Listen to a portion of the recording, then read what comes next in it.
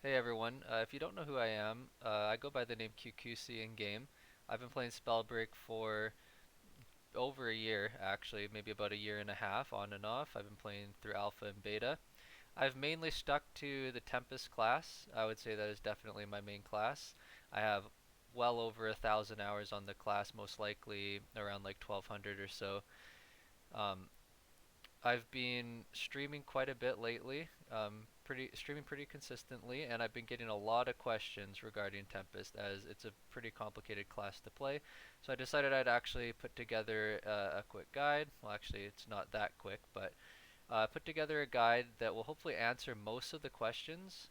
I left out some basics like the skill breakdown because you can just see that in the menus, but hopefully this guide will help. So yeah, enjoy.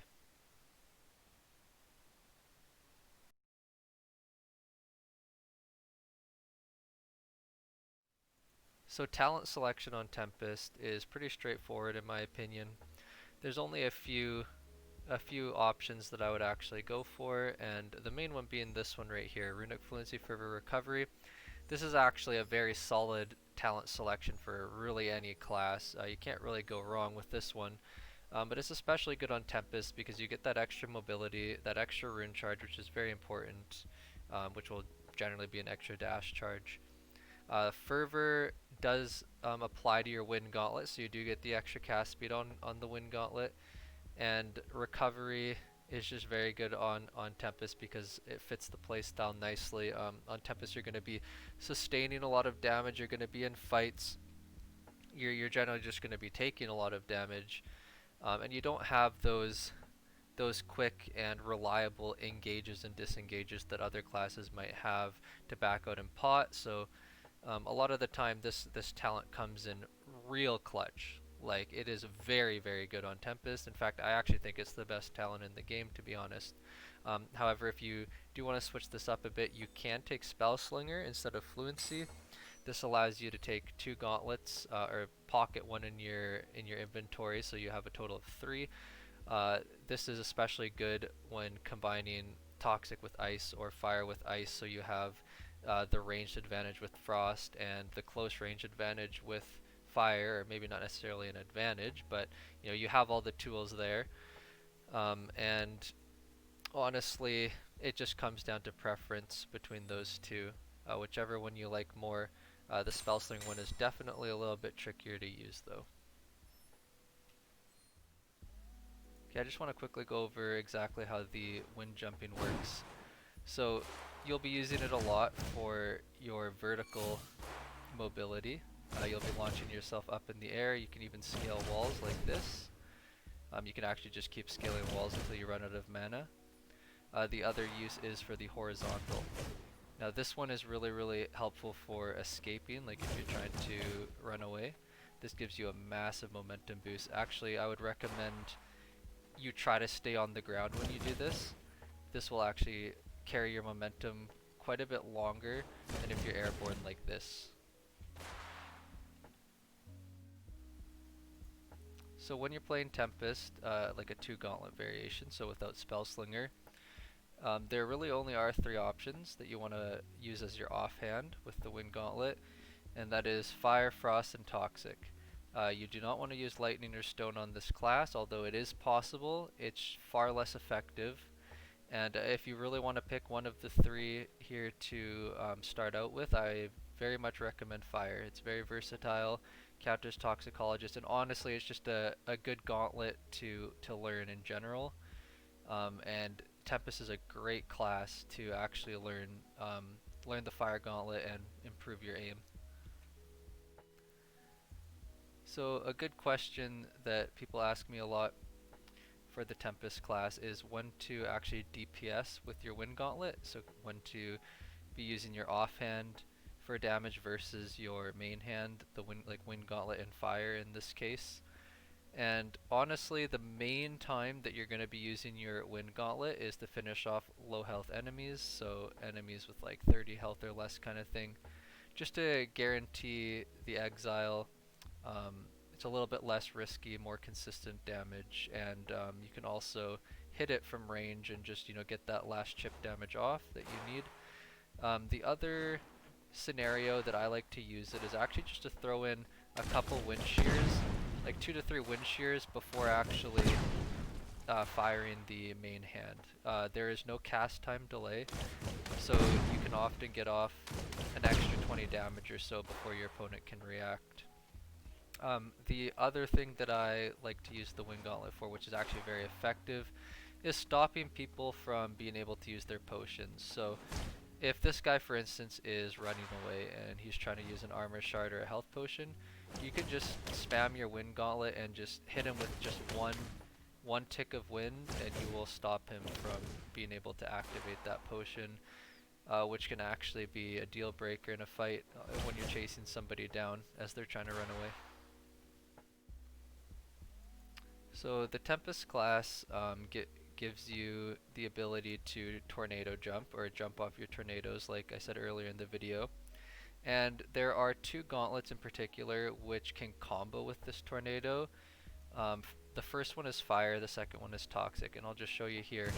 If I cast my tornado, shoot my fire gauntlet into it, it creates a fire tornado. Now, anyone who stands in this tornado will take, I believe it's 12 damage of ignite damage, so 12 damage over 3 seconds, as well as extra damage the longer that they stay in the tornado. This one's not like super strong, but it's good enough, right? Like it will chip down your opponent, especially if somebody's pushing you, and you just get that free 20 damage or so off on them. It's nice.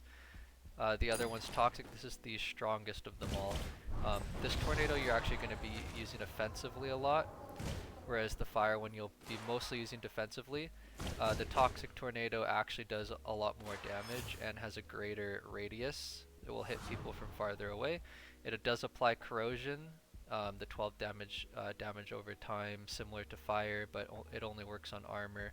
And it also does, I believe it's 4 damage per second as well, for the people who are trapped inside. So I'm going to quickly talk about rune management on the class.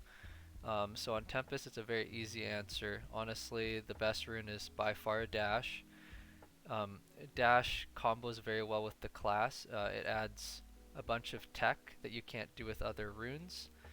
It also just adds to that unpredictable movement with the class. It just makes you that much harder to hit, which you really need on Tempest.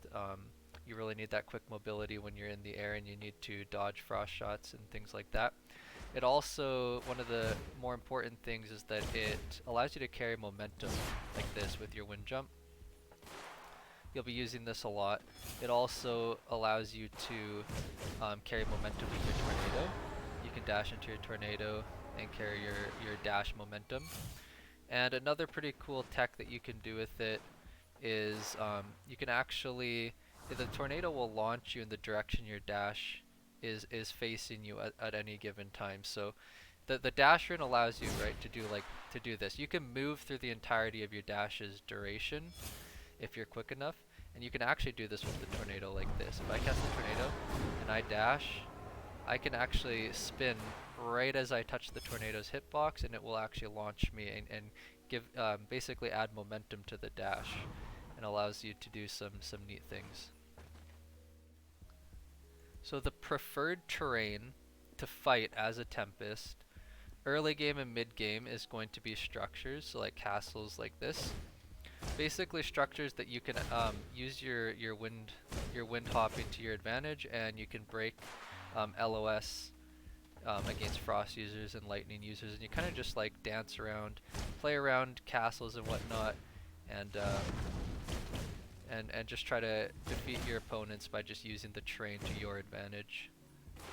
Now late game, however, like very late game, so let's say the final circle is really small, you're going to prefer to be in an open terrain actually, and that's honestly just because you're able to use your tornado a lot because of the cooldown reduction while in the air, and you can kind of just lock people down in your tornadoes and sort of just like slowly chip away at them with elemental damage, and it just makes you pretty difficult to deal with.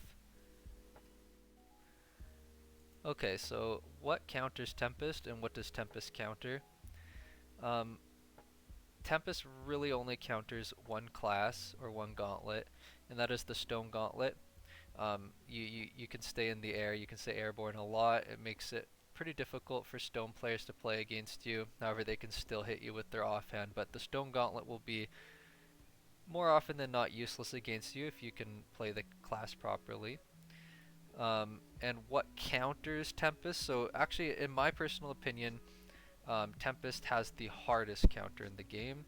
Even more so than Tempest countering Stone Shaper, I personally believe that Conduit Lightning counters Tempest the hardest out of any counter in the game. And with that being said, Lightning, in my opinion, is the counter to Tempest, as well as Frost. A really good Frost user will make your life pretty tough, but more than Frost, I would definitely be wary of good Lightning players in your lobby, and if you do happen to run into them, you gotta make that decision right then and there to either run away or to just dive into their face and DPS check them on the spot and just try to take them down as quickly as possible. Alright, I just want to talk about a few things that are nice to know while playing Tempest. These things don't necessarily just apply to Tempest, but just good to know.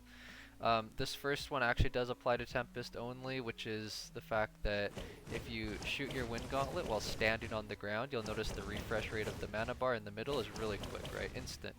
However, if you wind jump, this delay is much longer.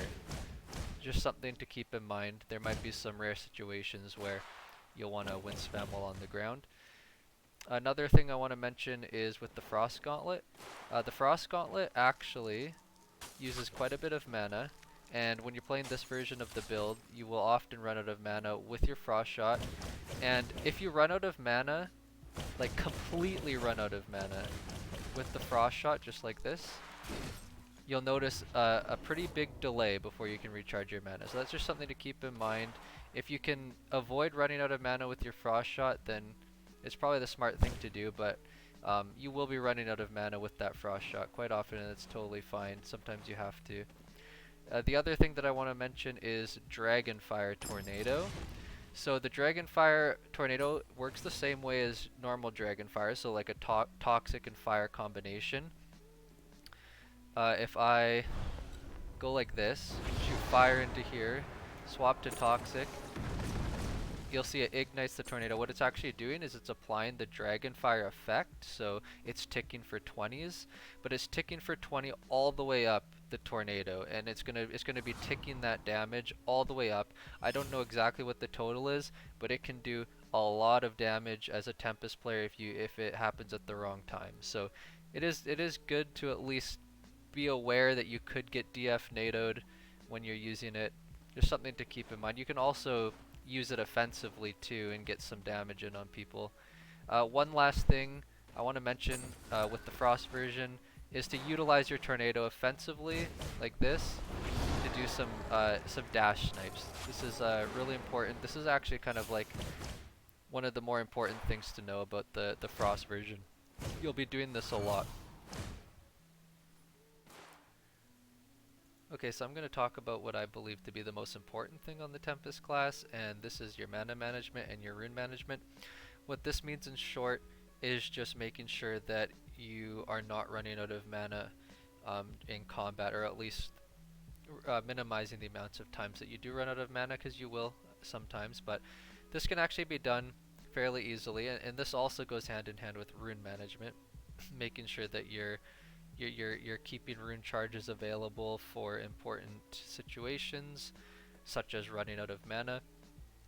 So what I like to do when I'm running the fire or the toxic version of this build is just pace your combat. As you can see here, if I just pace the combat, I don't spam my fire gauntlet, I don't spam my wind gauntlet. I just take calculated shots when I can, spend most of the time sort of juking out your opponent.